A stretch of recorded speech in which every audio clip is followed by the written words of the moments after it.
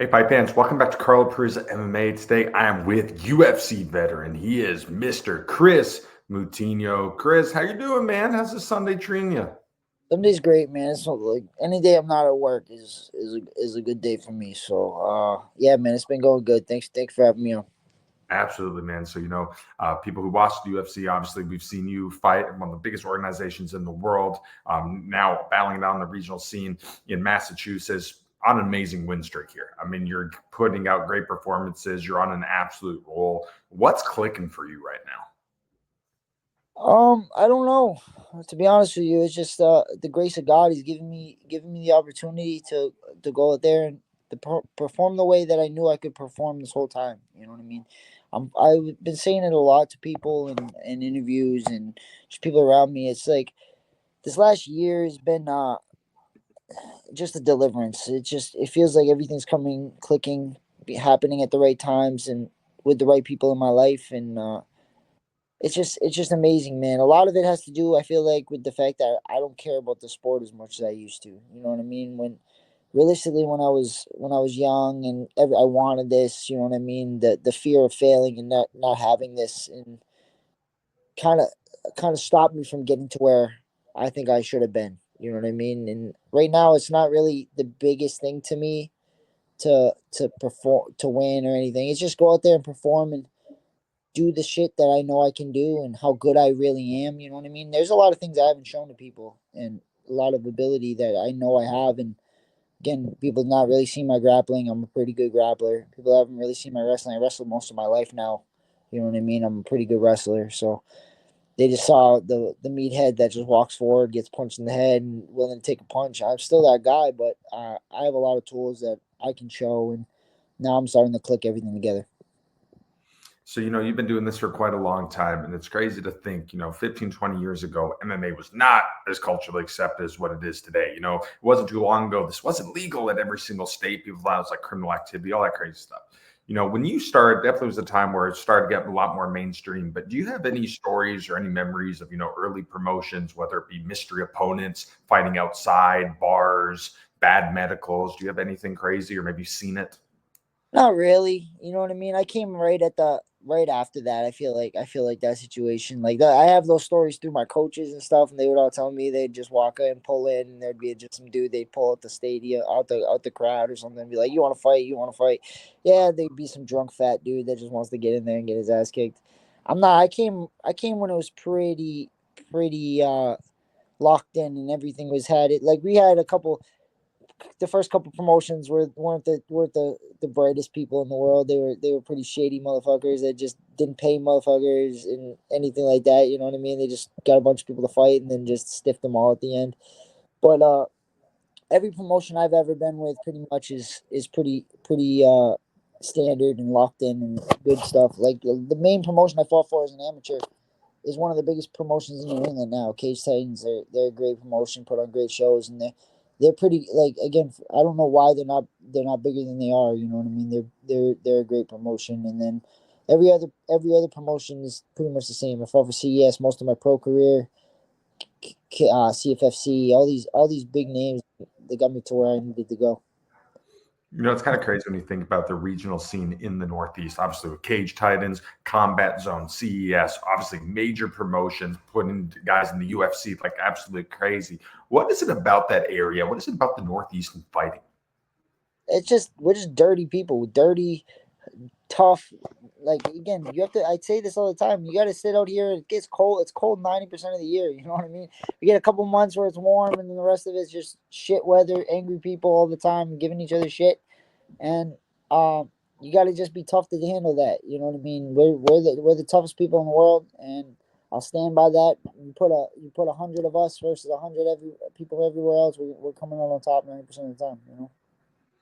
So we all saw you, on a mainstream stage, obviously fighting Sean O'Malley, UFC, took a fight short notice.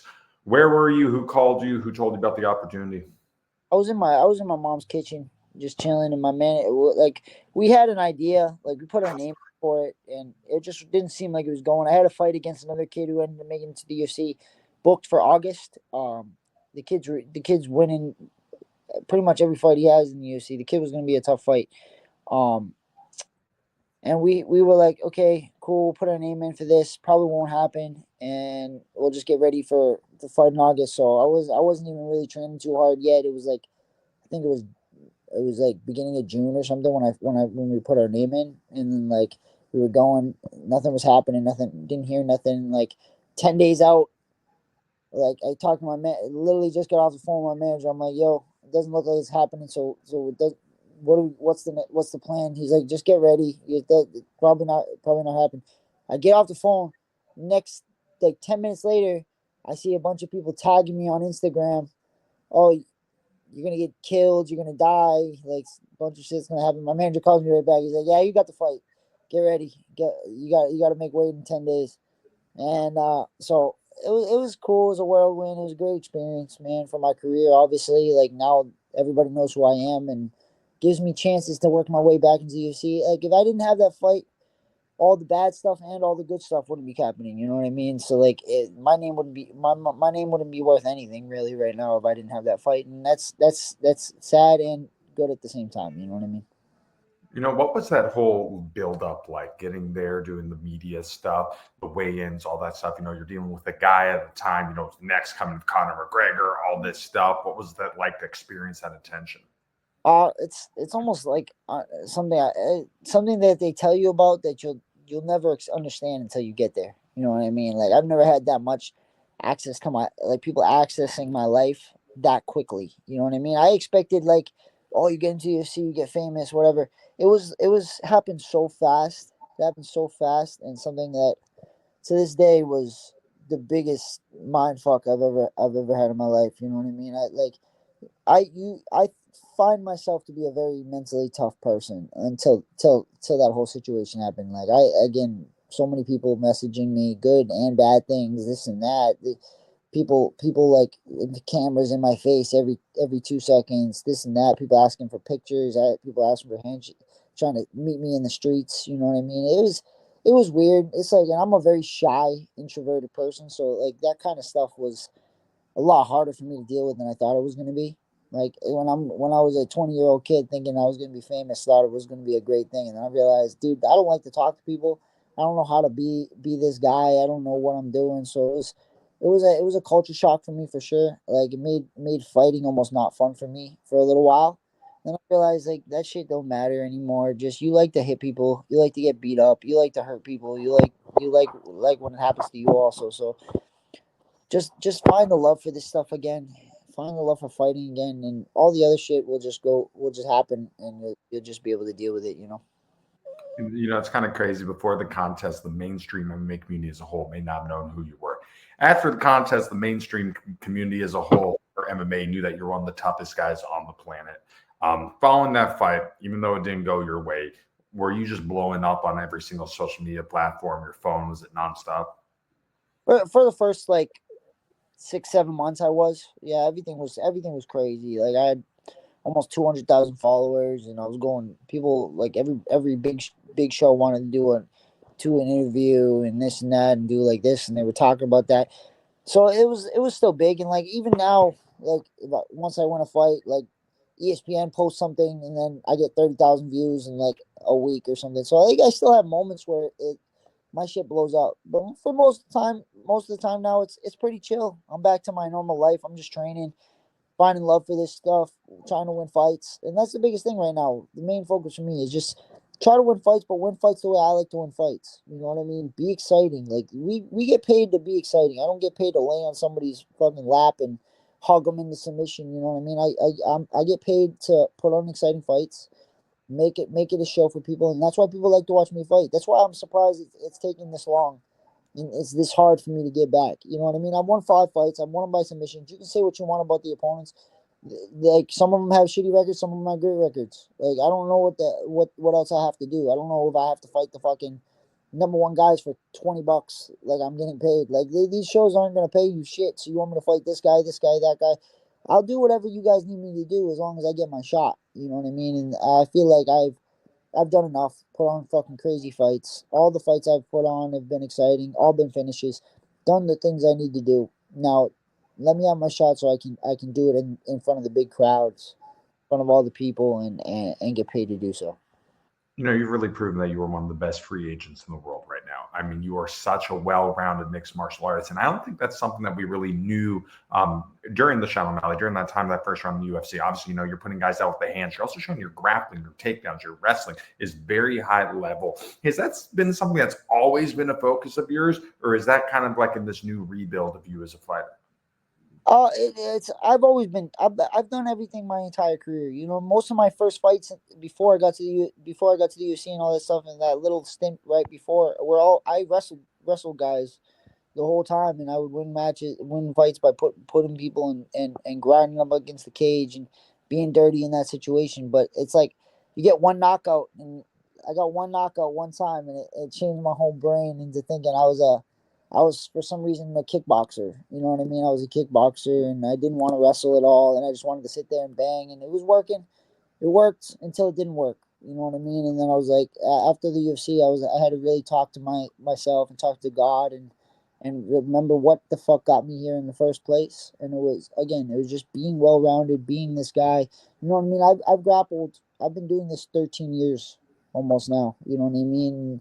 I'm a very I have a very deep, pretty high level of grappling. You know what I mean? That's why half my wins lately have been submissions, and I got a very sneaky game, and a game that throws catches people off guard a lot. So it's uh it's just good now to be true to myself and be the guy that I was when I was 20 years old, and have that drive again, and that love again for this shit, and just being creative. You know what I mean? That was the biggest thing that was lost over the last couple of years, is like not being creative, not really just flowing and feeling free in there. And I'm starting to get that back now.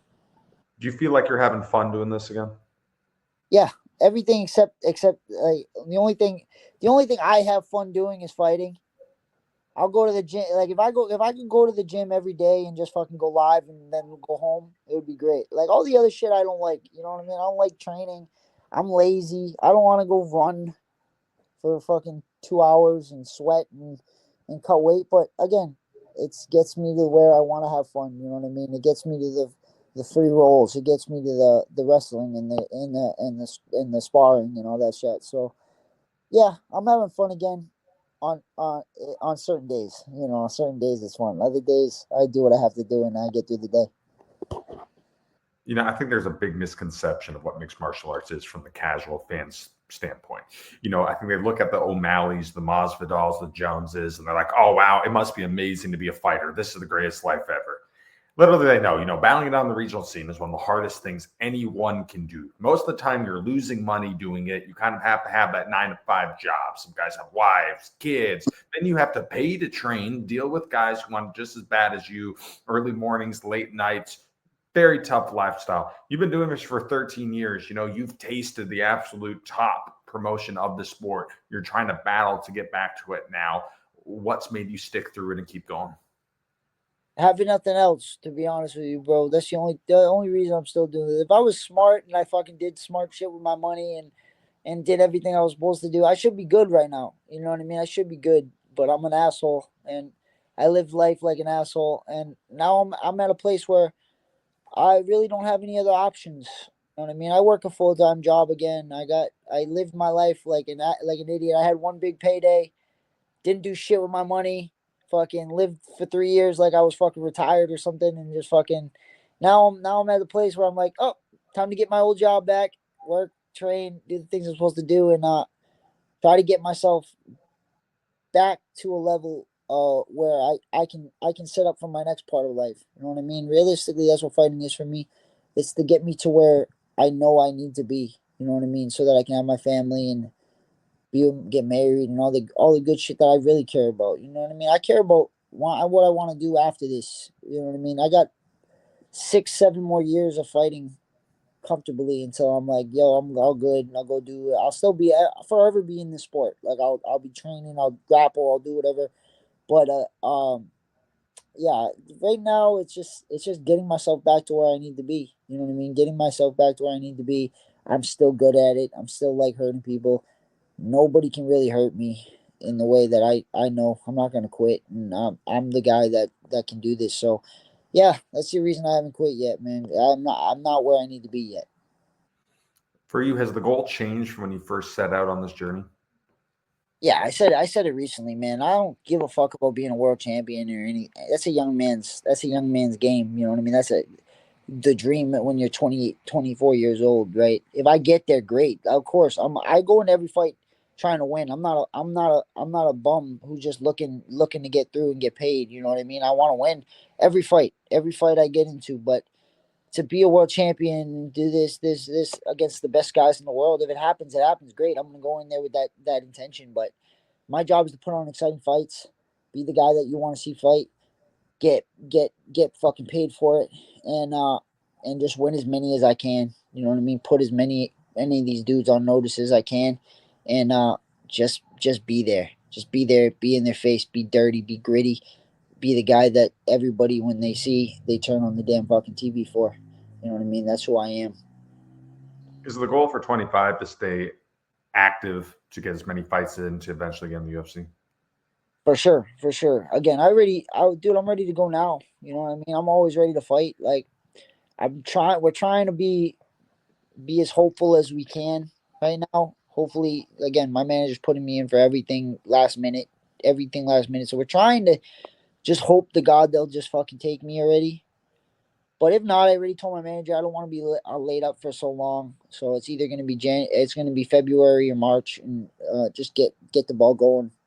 If they don't take me, you know what I mean. Get on some card around here because I'm not traveling, fucking paying my own money to fly and all this other shit to go fight. You know what I mean. I'll stay in my local scene. They'll get me who they get me, and I'll win the fights that are in front of me, and we'll go from there. You know what I mean. Get another win. Get my sixth win, and six finish. Okay, buddy. And then just go from there and see if they'll take me after six. And if they don't take me soon, I already talked to my manager and stuff. Like I'm ready to do bare knuckles paying good. Get some bare knuckle fights. Go that route too. So there's plenty of things I can do if it doesn't end up going out. Plenty of good fights, plenty of big fights to be made, and plenty of guys to do it with. But we'll worry about that after the UFC doesn't give me says that there's no shot. You know what I mean? With so many guys getting their chances from last minute opportunities in the UFC, does that just stress the importance of, to be at the highest level, you have to train year round in this day and age? Oh, for sure. Like again, like even the way I do it, a little bit more lax than most people probably, but again, you gotta always be ready to fight, regardless. Period. Whether it's just trying to keep the weight as close to what you can do as possible, or just being in shape. You know what I mean? I stress being in shape all the time. I don't believe, like I say this all the time, and people look at me like I'm an idiot. I don't believe in shape's a real thing. You know what I mean? Being cardio and bullshit and like I fucking run less than most people. Sorry, but my cat's going nuts right now.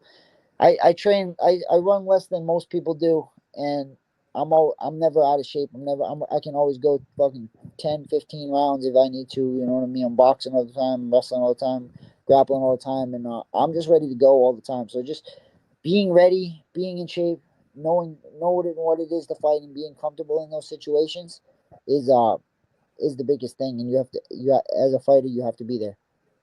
In addition to the fun fighting style, another thing guys like about you is the hairstyle. I mean, we've seen it all dyed up, the sugar fight, obviously the nice lime green. We see some reds in there. What's the whole origins of that when you start dyeing your hair for your fights? Yeah, that was just being bored during COVID. You know what I mean? That started during COVID and kind of just being bored. And like, my mom was a hairdresser. I always had my hair dyed when I was a kid and stuff. So I just kind of brought it back. And then, like, I kind of lost myself trying to be somebody else. So, like, my last, like, 5 fights, I haven't really done it like anymore. I'm not going to dye my hair no more. I'm going to be myself. I'm going to be the guy that I see every day, the guy that I was born to be. And, I kind of got away from myself with a lot of stuff, with gimmicks and trying to be somebody I'm not. I'm a quiet, introverted person from a small town in Massachusetts, bro, and I'm just trying to be that guy again. I feel like one of the big things in mixed martial arts now is the feeling that you need personality. It's very much an entertainment driven thing. You have guys that are putting on complete characters. They're people that they're not. Why? Because they know they're going to get the titles. They know they're going to get the paydays doing it. How do you feel that whole personality entertainment, that whole mantra has affected mixed martial arts? uh, there's definitely need for those guys. You know what I mean? There's definitely need for those guys. It's a big thing. People want people want to show at the end of the day. You know what I mean? So I totally understand when people go that route. I feel like a lot of my stick and a lot of reason people like me is just because my life is so fucking relatable. You know what I mean? I'm just a normal dude from a normal place, and it tends to translate with people the way I am and the way I present myself. And you need both sides of the coin. I feel like, and you need somebody being an asshole and making an ass of themselves, and you need the other guy who's just keep himself level and does the thing. It's the problem is when you go too far over the edge on either way is where you're lost in translation. Like I can talk if I need to, I can keep quiet if I need to, and be that guy. But if you're the guy who never talks, or you're the guy that talks too much, you get lost both sides. Another thing that we're seeing mixed martial arts now is this term called the casual fan. Obviously, it's very mainstream now. You have a lot of people watching it. The casuals are the people usually drunk. You find them at B-dubs, cheap seats of the fights. They're the ones, guys are on the mat battling for exchanges, twisting in the what. They're humping, crotch sniffing. We go on and on with this. What is your take on this casual fan philosophy? They're fucking they're, they're the people I hate the most. But again, at the end of the day, those are the guys that are fucking on my in my Instagram telling me I'm a bum, that have never thrown a punch in their life, and all that shit. But at the end of the day, every fan is what we need. Every fan gets me paid. Every fan, the people that hate me, the people that love me, they're the ones who pay us. You know what I mean? They're the reasons that we're getting fighters are actually making some money now. You know what I mean? When I first started, fighters weren't making fucking $100,000. You were making $100,000. You were a fucking rich man in fighting. You know what I mean? Now there's people making millions of dollars fighting and doing all this kind of shit. So again, even those guys that I would fucking light on fire if I could are the people that get me paid and get me to do what I do all the time. You know what I mean? Recently there's a new organization coming around called the GFL, Global Fighting League, doing things a little different. It's a pretty cool concept. I'm having like a draft and, drafting guys and teams. They're promising like a 50-50 revenue split between them and the fighters. What do you think of a concept like that? That's cool, man. I hope it works out. You know what I mean? But again, you see how these other shows, they all go and then they come and they go, they disappear, they fade off. So hopefully they have a good marketing system behind them. They have a good marketing system behind them. They have a good backer. Got enough money to keep that shit going. You know what I mean? Because it's hard. I understand the UFC, with all the good and the bad of it. They're the only ones that stay consistently and are the ones that can keep going at the end of the day. You know what I mean? Regardless, I know nothing about business. I know nothing about how this shit works on the back end of it. So again, hopefully, they make a good plan, make a good system that fighters can start getting equal pay in this stuff, and start making money like these NBA players and these football players. You know what I mean? That these guys are taking damage every day. They're some of the most exciting athletes in the world, and they deserve all the stuff that they get. You know what I mean? We need health care. We need a retirement plan. Like there's this. I understand this. We're independent contractors or whatever else, but there's fighters that walk out of here after giving their whole lives away and end up broke, living in a hole somewhere. You know what I mean? So yeah, we deserve some. People deserve a lot more than they're getting this stuff. How do you think you have developed as a person, as a fighter, from when you first started doing this stuff? I'm just a completely different human being than I was when I was 20 years old. You know what I mean? Finding God and really believing in myself and really believing in God. You know what I mean? Has changed my life. I've gone through things I can't even explain. You know what I mean? I've gone through so many, losing people, losing this, losing that. You know what I mean? And it's just finding the biggest thing is finding God and knowing that if I follow His plan, the plan He sets out for me, and not deviate, good things will happen in my life. Because every time I have deviated, bad things, really bad things, come in their wake. So It's just my faith. I live literally my whole life now on my faith and on the path, and try to be as good of a person. Like I'm an asshole. Like I can be an asshole. I can be this. I can be that. But trying to be as good of a person as I can, and as good as I can to other people, and to the people in my life is literally my only drive at this point. And again, it's seeming to work. God has blessed me this last year, and hopefully he continues to bless me, and I keep on this path that I'm on. All right, Kris, last question for you, my friend. In the perfect world, what goes down in 2025, man? Perfect world. Oh, in this world, who knows? But in a perfect world, I make it back to UFC at the beginning of this year. I get to go out there and put on a show, get my first win in the UFC after that fucking debacle of a year that I was in there, and then get to continue my ascent. You know what I mean?